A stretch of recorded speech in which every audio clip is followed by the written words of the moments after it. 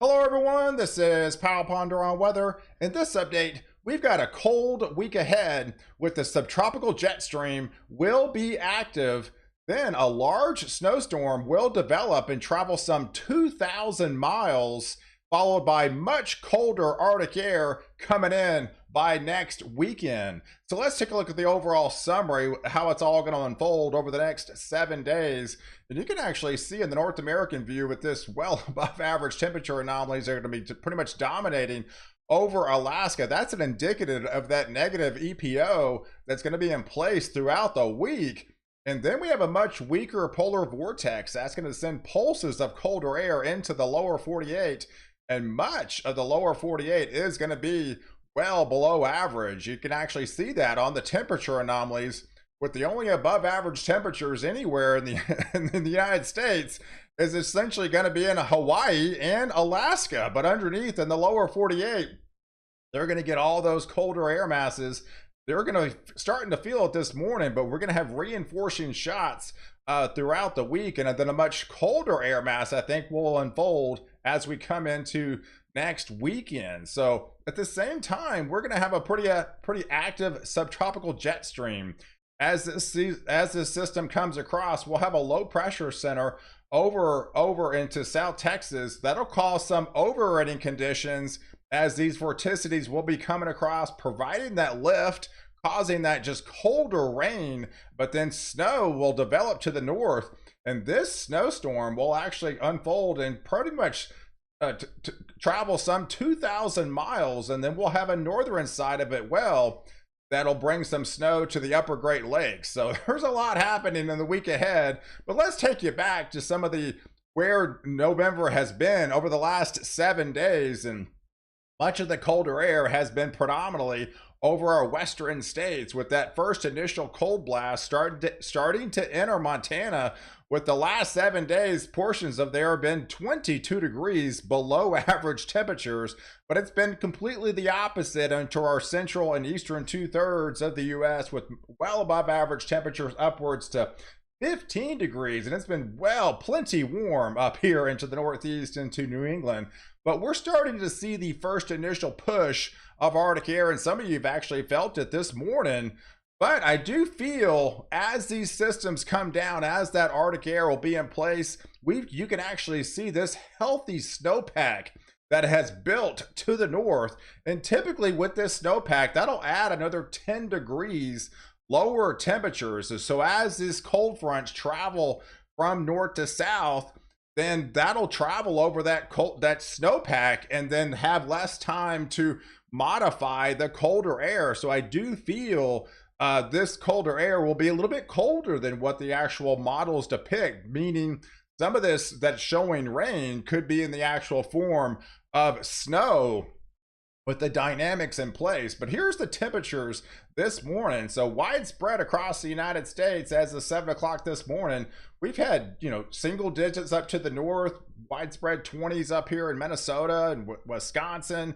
Those colder temperatures snuck all the way down into Nebraska, even into Oklahoma with freezing temperatures, all the way into Texas. Look at all the way down into Austin. I think Austin picked up 29 degrees this morning. So definitely some chilly stuff. And that's just the first initial blast of Arctic air, and that will send pulses of it kind of throughout the week. But here's some of the snow that unfolded over the last 72 hours. We had that crazy blizzard up here into North Dakota. In fact, Bismarck picked up 17 inches of snow, and we had some snow up into the upper peninsula here.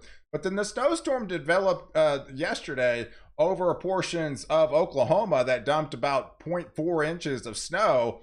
That brought some healthier totals as people woke up into southeast Missouri, had some 6 inches of snow on the ground, and that was a surprise for them, into lower portions of Illinois, and then some healthier totals as we swung into Indiana and Ohio. And I think this same storm track is going to take that initial storm track, but then be a lot more expansive and bigger, and then it looks like it could travel some 2,000 miles over the course of the next couple of days. But yeah, if you're getting value from this content, hit the subscribe button and the like button. It tells YouTube that you do value my content, and they'll share it with others. So let's see what's happening for the week ahead. As this system comes across into Monday, we'll have that vorticity that just basically makes a bullseye over Texas and Oklahoma. We'll have a chilly rain unfolding to the south in much of Texas, but into Oklahoma, it's definitely going to be cold enough where it could actually be snowing for them. And then we'll have a northern branch too, with that polar jet dipping down with that vorticity over portions of Minnesota and Wisconsin here. That'll bring some snow for them. But as we go into Monday, look at the temperatures about 4 o'clock in the afternoon, guys. I mean, this is some chilly stuff. I mean, not too bad, because you're kind of used to it up here in the Dakotas and Minnesota and Wisconsin, but still 20, 25 degrees. But that colder air, these are high temperatures in the middle of the day. You're talking 30s for Oklahoma, and getting into portions of the upper 30s and portions of Texas, and then 40s into the Ohio Valley. So as this systems will come across, we'll have a kind of just a chilly rain in Texas for much of central, southern, and south Texas and east Texas. But it should be cold enough where some of that could be falling in the form of snow. And then as the snow starts to fall, it'll help lower those temperatures just a tad bit more with that dynamic cooling, and that'll set the stage for kind of an all snow event. So we should have rain breaking out by tomorrow morning, by Monday morning, in much of central, north Texas and south Texas. But as we get deeper into the afternoon hour, we'll have snow trying to break out into the Texas Panhandle, into Oklahoma here, and then we'll have that northern side as well that'll bring more snow for North Dakota, pushing back into Minnesota, as well as portions of Wisconsin. And then as we get to Tuesday morning, I mean, the time of day has a lot to do with November snow. So here you're talking 6-7 o'clock in the morning. So when it goes over Missouri and Iowa and much of Illinois and southern portions of Wisconsin here, heading into portions of Indiana, it'll be a lot more snow underneath that, because the temperatures just by the time of day is going to be a lot colder. So most of this should be in the form of snow. And of course, we'll have rain to the south side in portions of Mississippi and Alabama and headed into Tennessee. But as we go into kind of your afternoon time frame on Tuesday, heading into Tuesday night, you actually see a little bit lighter amounts getting into Indiana and Ohio, just because of the time of day is going to be working against you. That'll be elevate some of those temperatures, because that storm system will be coming over your head into the highest the daytime heating hours. That'll have less probability of being snow by then and more rain, but it should be all snow, because the temperatures are going to be a little bit colder to the north and Wisconsin, heading up into Michigan, going into Pennsylvania, and then heading up into upstate New York. And then we start to see some ice forming as well. So ice is definitely going to be concerned with this system. But as this system moves across and heads to the northeast into New England, the significance is we are going to have this low pressure center forming off the coast, and that's going to have a lot of lift in this atmosphere. And what we've been working with, the reason why I showed you the temperatures over the last 7 days of being well above average, there's got a lot of heat going to be being built up into the upper atmosphere.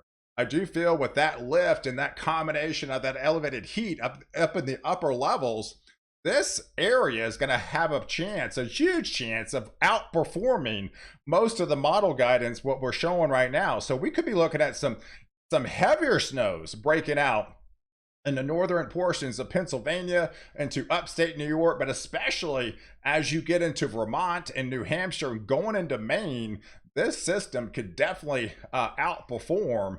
So if we take a look at the overall snow possibilities over the next 3 to 4 days with this storm track, and like I mentioned, this storm track could travel some 2,000 miles, kind of breaking out in the Texas Panhandle.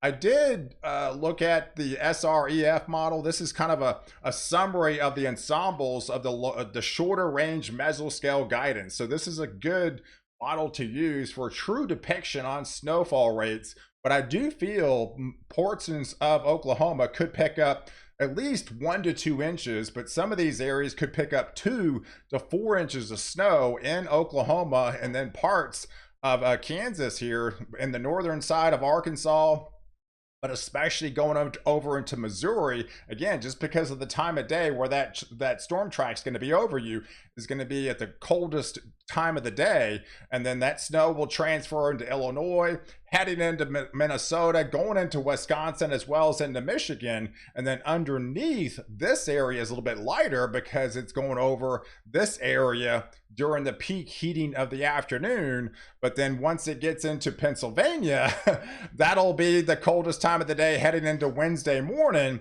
And I think this is the area where it could outperform. So this, I'm using more of the NAM aspect, because we have extra moisture in the upper levels. With that added moisture we're going to be picking up from the Atlantic, and then with all the elevated heat content of the upper atmosphere, I do feel this area is going to be outperforming. So we could be looking at some healthier 3 to 5 inch totals. But once you get up into upstate New York, but especially into Vermont, New Hampshire, and heading into Maine, some of these areas could easily pick up 6 to 10 inches of snow. And I can't even rule out over a foot of snow in northern portions of Maine.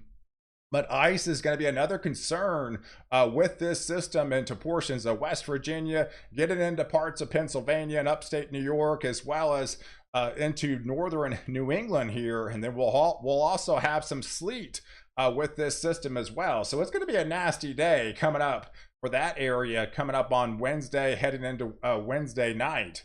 So let's move forward into the overall precipitation over the next 5 days. So here's kind of a summary, a breakdown. So it's pretty dry. That polar jet becomes less active this week. So you're going to be drying out for much of the Pacific Northwest into California.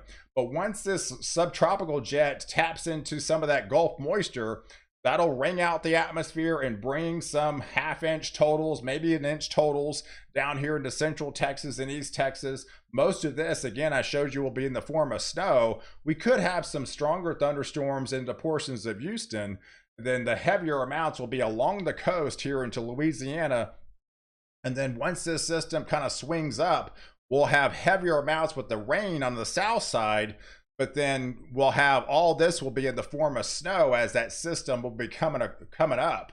So as we move forward beyond that, going into Friday, we have a renewed push. So we're going to have some cold temperatures really all throughout the week, but then a reinforcing shot of much Arctic air. This will probably be definitely the coldest cold front of the season coming by next weekend, with these well above average temperature anomalies continuing to push into the lower 48. So as we go into next weekend, looking at the 500 millibar, or looking at the upper atmosphere at the 850 millibar, about 5,000 feet, it's got some pretty strong Arctic blast coming, with that negative EPO really having that 5 to 7 deviation by then. So it's going to be bringing kind of the last push of colder air before we start to rebound and modify for the following week. But by next weekend, we definitely should see a pretty strong